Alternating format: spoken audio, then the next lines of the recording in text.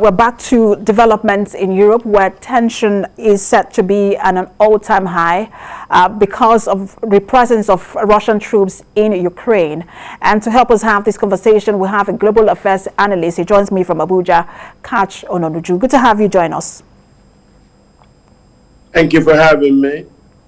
So when you look at the situation in Europe, experts say that there seems to be real fear in terms of the fact that there could be a crisis spiraling out of control in the region. We also see that Sweden has now moved troops, hundreds of troops to Gotland, that is also in the Baltic Sea area.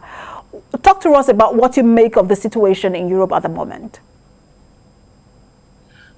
Oh, well, what I will say is this took a long time in coming. These are the consequences of Ukraine's attempt to join NATO, and then other people who used to be in the old Soviet bloc. Now that they are making this move to try to win themselves off the old Russia, you're now beginning to see reactions from Mother Russia. Europe doesn't know yet what it is, what will happen. You can see Russia trying to make back with some people in Kazakhstan, in Uzbekistan, and other places within the Caucasus. But here you have, near Europe, people in Holland, people in Lithuania, and now we are talking about Ukraine and their moves to join NATO. We're formally seeing the initial Russian reactions. How it will be going forward, I do not know. Russia does not want to engage with Ukraine as an independent entity, but still sees Ukraine as what Ukraine is, a satellite of Russia with a lot of Russian-speaking people in it. We do not know how this will end. I also do not believe that Europe is strong, that is being very united. No, they're not. The Americans are not willing to go to war because of Ukraine. So at the end of the day, with the military build-up, if Russia commits an incursion into Ukraine, I don't think anything will happen apart from the noise that we've seen so far from NATO allies and the United States. I don't want to lose the point you just raised about unity and consolidation of a position in Europe.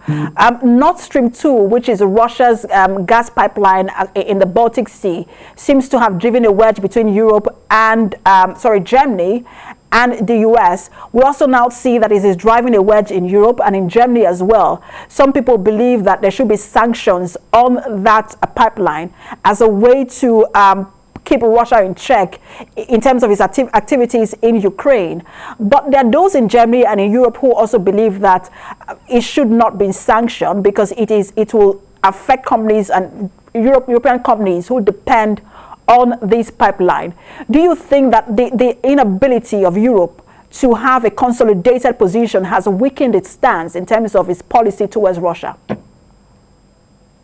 Well, I think what you're trying to explain there is people are now beginning to consider their immediate economic interest. And yes, immediate economic interest is always what it's been when it comes to people like Germany, when they consider the quality of economic interest they share with the Russians and how very valuable the pipeline and the gas it brings is to German economy and of course the economies of those who are thinking about what to do.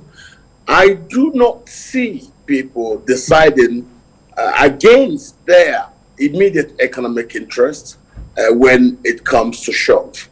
I don't think Europe is united enough to stop Russia from having its way on the long term. We've seen this happen before at Sebastopol. We've seen it happen in Crimea. And we're only simply seeing what I would say a progression of what we saw before. It's nothing new. If it happened in Crimea, nothing happened. And it's happened in Ukraine before, nothing happened. It is now coming much closer, and Russians are beginning to actually find that confidence because all along that they've done this, military exercises are built up on the Ukrainian border. Nothing has happened from Europe. Nothing has happened from NATO, apart from rhetoric. So I really don't see and that's the point, though, Mr. Nonoju. That's the point, because let me just ask you, because some experts would say probably Europe is missing the point.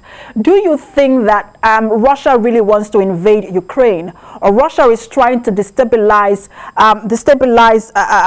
Europe and then shake the continental balance of power? I don't think they're trying to shake anything. No, that's not true. They are not destabilizing any Europe. That's not true. They are only taking steps to protect themselves. Don't forget, the only changes we've had so far is that some members of the NATO alliance are trying to gain membership right on the Russian border. So if that happens, then that would be a change from the status quo. If they remain the way they are, leave Ukraine the way it is to be the Russian baby that is being through generations, we wouldn't have problems. So I don't really think Russia is trying to change Europe or shake Europe in any way. That's not true. Russia is trying to complain. It is complaining that the NATO alliance has the membership right on its border. It's not sitting very comfortable with Russia. And I don't think anybody should worry about such things. They've not invaded anybody yet. They are only playing big boy right on the Russian border. So if you're saying the skirmish on the Russian border amounts to a shakeup of Europe, you're looking for trouble. If you don't go to Europe, because you can see what they're asking for right now, that they want guarantees that nobody will drag those Russian satellite states into NATO. That's a guarantee they are having. Of course, Europe, NATO, and the United States cannot give such guarantees openly. All right. Would not do a thing in those states' muzzle. That's where we are. So I think Russia is being provoked. That is the right language to use.